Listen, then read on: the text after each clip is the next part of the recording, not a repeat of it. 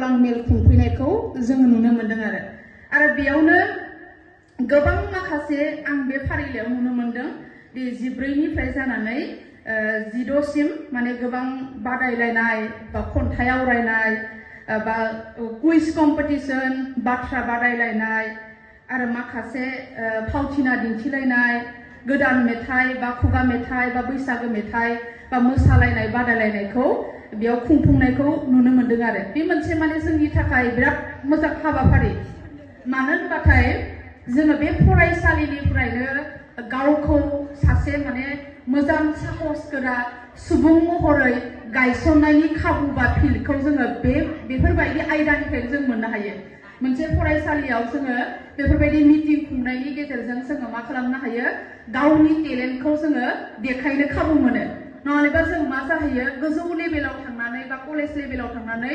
जोङो मा खालामो बिदि सायनासालियाव जोङो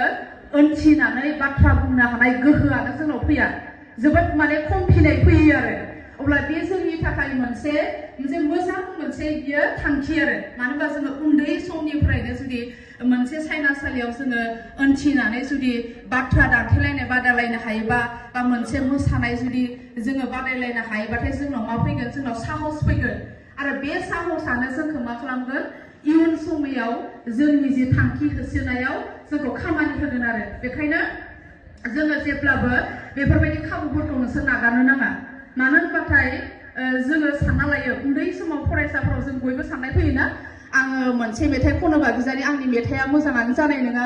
आं बबेबा मोनसे गेम गेलेयोबा बिजानि आं देरहानायानो नङा बिदि होननानै जोंनि गोसोआव माने मोनसे साननाय फैयो आरो नाथाय जोङो बेखौ सानालासिनो जों जेब्लाबो मा सानग्रोनांगौ देरहानाय जेननाया मानसिनि जिउआव थाखायो बेखायनो देरहानाय जेननायखौ जेबो सानालासिनो जोङो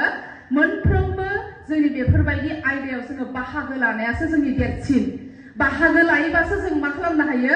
जोङो जिउआव साक्सेस जानो हायो माने दिनै जेनगोन गाबोनथ' देरहागोन ना मानो होनबाथाय जों उन्दैनिफ्राय बयबो जोनोम जानायनिफ्रायनो जोङो रोंनानै फैखाया मानो होनबा जोङो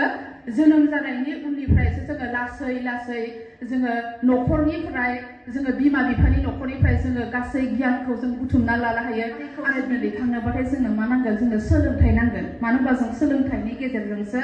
जोङो मोनसे हारिखौ जोङो गोजौ फारसे जोङो लांनो हायो बेखायनो बेयाव जिरायना थानाय उन्दै उन्दै फरायसुला फरायसुलि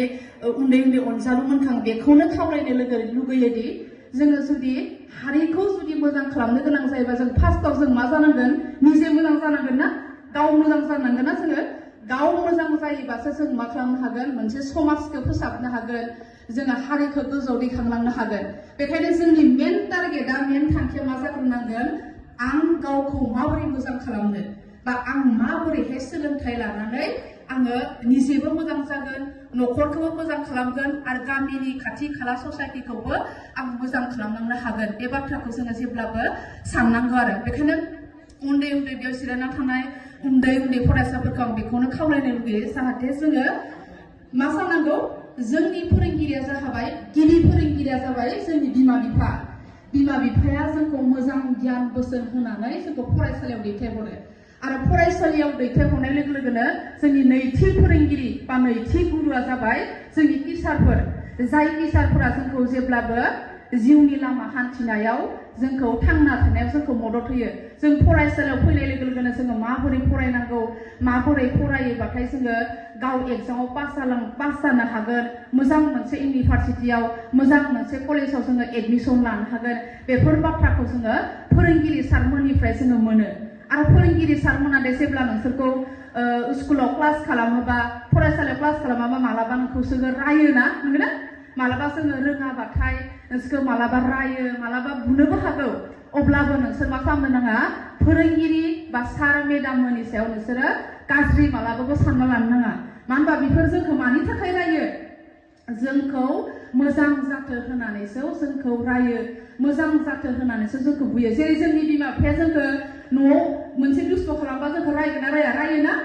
आरो बुयोना जोंखौ दुस्थ' खालामबाथाय अब्लाबो मा खालामो अनफिनो ना मानो होनबाथाय जाय नोंखौ मोजां जाजानो लुगैयो बे मानसियासो नोंखौ रायो आरो नोंखौ बुगोन आरो जाय नोंखौ मोजां जाजानो लुगैया बे मानसिया नोंखौ जेबो होना हे बे गथ'आ मा जायो जाथो जोंहालाय मा होनानै थागोन बेखायनो नोंसोर जेब्लाबो साननो नाङा दे टिचारफोरा मेडाम मोना जोंखौ रायोबा होमवर्क खालामनो होयोबा खालामनाङा बेयाव जोंखौ रायोबा जोंखौ बुङोबाथाय जोंखौ अना बा जोंखौ मोजां मोना होननानै नोंसोर मालाबाबो साननो नाङा बे फोरोंगिरिफोरनि नोंसोरनि रायनाय नोंसोरनि बे बुंनाय बे साजेसन होनायखौ जों जुदि गोसोआव लानानै जोङो जिउनि थांखिखौ जुदि आगबारिलांनो जों नाजायोबा अब्ला निश्चय जों मा खालामनो हागोन गावनि थांखियाव जोङो जौगानो हागोन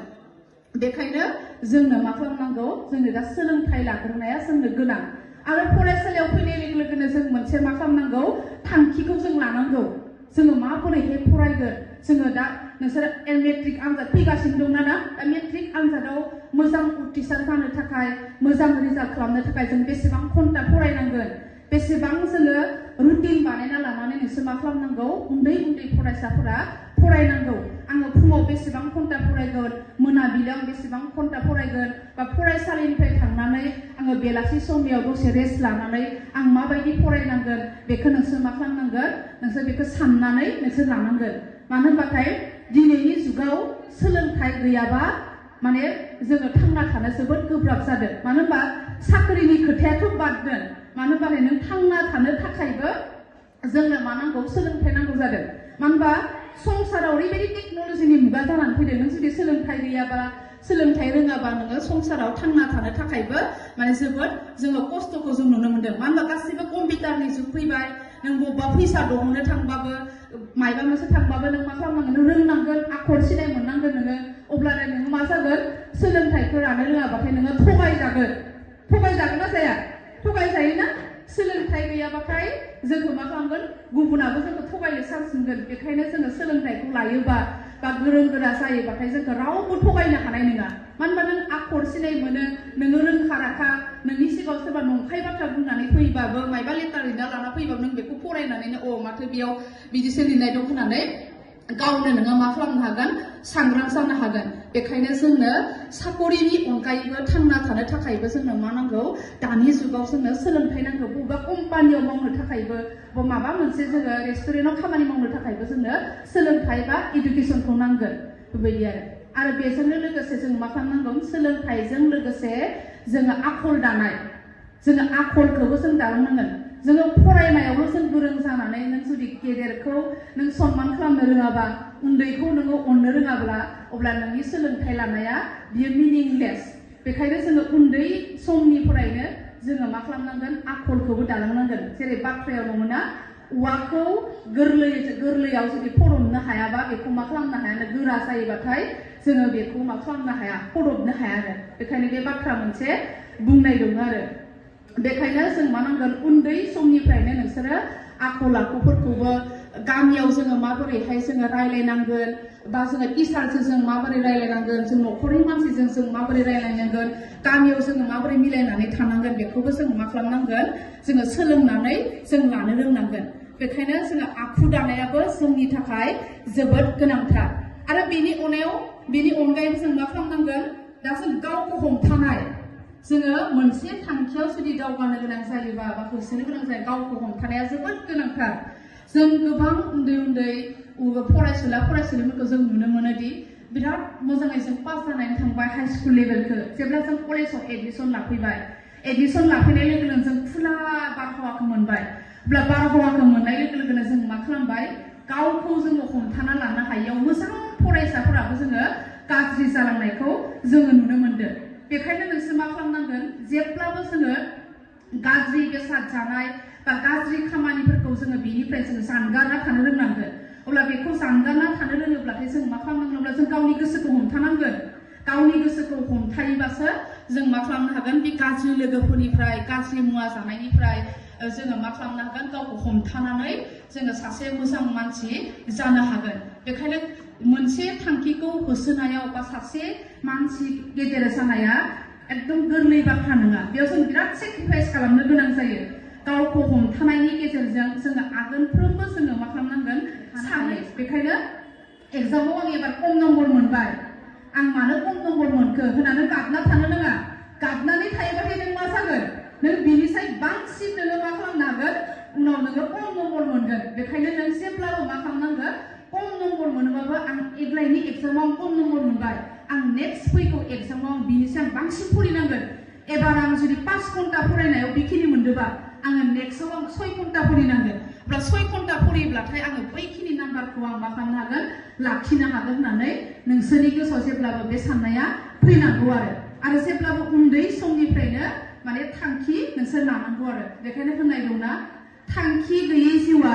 मा जायोनो बैथा गैयै मोनसे दिङा बायदि जायोनो दिङा होनबा मिथिगौ ना नोंसोरो ना बुजियाखै दिङाखौ फरायसाफोरा दिङा माने मा होननो हागोन ना सोरबा दिङा नाव नंगौना मानो होनबा जोङो नावखौ माजों जावो बैथाजों जावो ना जोङो नंगौना अब्ला नोङो नाव जावबाय थानायाव नोंहा बैथायानो जुदि गैयाबा अब्ला नों बोरै नों जावलांगोन नावखौ नंगौना नङा अब्ला ओरैबो थाङा जागोन नंगौना नङा बेखायनो जों उन्दै समनिफ्रायनो आङो मा जागोन आं सासे लेक्सारार जागोन सोरबा डक्टर जागोन सोरबा इन्जिनियार जागोन बेखौ जोङो मा खालामनांगोन थांखिखौ जों लानो रोंनांगोन थांखिखौ बासिना लानो रोंनांगोन आरो बे थांखिखौ बासिनानै लायोबासो जों मा खालामनो हागोन बेजों लोगोसे उन जोङो मा खालामनांगोन फरायलांनांगोन आरो बेजों उन जोङो फरायलाङोबासो जों मा खालामनो हागोन जोङो जिउआव जोङो जौगानो हागोन जुदि थांखि गैयाबा आङो फरायनानै मा जागोन आं मेट्रिकखौ पास खालामनानै आङो बबे लाइनखि फरायगोन बबेखि मागोन होननानै जों जुदि जायोबा जोङो मा खालामनो जागोन उल्थां फाल्थां जागोन आरो बेखायनो मा खालामनो नांगौ जोंनो मोनसे थांखि नांगौ जिउआव जुदि जोङो दावगानो जुदि जोङो जोंनि थांखिखौ जों जुदि देरहानो हायोबा जोङो निजे जोङो थांखिखौ बासिनानै लानांगौ आरो इयाव थानाय फरायसाफोरा बांद्राय मबाइल नायनो नाङा नंगौना नङा मबाइल नायोबाथाय नोंसोर मा जागोन नोंसोरनि टाइमा लस जागोन नंगौना नङा बेखायनो नोंसोर मा खालामनांगोन नोंसोरनि टाइमखौ नोंसोर मेनेज खालामनो रोंनांगोन जेब्लाबो नोंसोर टाइमजों लोगोसे नोंसोर खारफानो रोंनांगोन आरो बेजों लोगोसे मालाबा ओरैबायदि जायोना टिचारा हाबना थाबाय स्टुडेन्टआ मोनफैया नंगौना नङा अब्ला बियो लेजि जागोन ना जाया अब्ला नोंसोर मालाबाबो लेजि जानो नाङा मानो होनबा टिचार हाबिनि सिगाङावनो नोंसोर फरायसाफोरा स्टुडेन्टफोरा खथायाव जिरायनानै थानांगोन अब्लासो नोंसोरनि बे मोनसे डिसिप्लिन टिचारा हाबखांनायनि उनाव जुदि नोंसोर स्टुडेन्टफोरा जुदि फैयोबा अब्ला नोंसोरखौ मा होनना सानना लागोन मालाबा सानसे साननै लेट जानाय बेलेग खोन्थाना खिन्थु सानफ्रोमबो जुदि नोंसोर टिचार हाबखांनायनि उनाव खथायाव जुदि हाबोब्ला नोंसोर मा जागोन लेजि मानसि जागोन आरो डिसिप्लिन गैयि जागोन बेखायनो नोंसोर जेब्लाबो मा खालामनांगोन डिसिप्लिनखौबो नोंसोर सोलोंनानै लानो रोंनांगोन आरो नोंसोर बेयाव इउनिफर्म गानबोदो इउनिफर्म गाननाया मोनसे स्कुलनि डिसिप्लिन नंगौना नङा नोंसोर जुदि बेलेग ड्रेस गाननानै फैयोबा नोंसोरखौ हिरिम्बा बर' एकाडेमि फरायसालिनि नोंसोरखौ फरायसाना सोरबा सिनायगोन ना रावबो नोंसोरखौ सिनायनायानो नङा बेनिखायनो इउनिफर्माबो नोंसोरनि गाननानै फैनायाबो मोनसे बे नोंसोरनि डिसिप्लिन आरो बे डिसिप्लिनखौबो नोंसोर मा खालामनांगोन लानो रोंनांगोन आरो बेखायनो आङो बेखिनियावनो आंनि बिबुंथिखौ फोजोबनो नाजाबाय गोबां बिबुंसार होगिरि बुंथिगिरि बिथां सारमोनबो दङ आरो आं बेखौनो खावलायनो लुगैयोदि जाहाथे बयबो बे हिरिम्बा एकाडेमि फरायसालिनि फरायसाफोरा जाहाथे मोजाङै गोसो होनानै फरायो आरो टिचारफोरनि बाथ्राखौ मानिनायजों लोगोसे बिमा बिफानि न'खरनि बाथ्राफोरखौबो मानिनानै गावनि थांखियाव जोङो मा होसोनाय बा गावखौ सासे मानसि महरै दानो नाजानाय आरो गावजों लोगोसे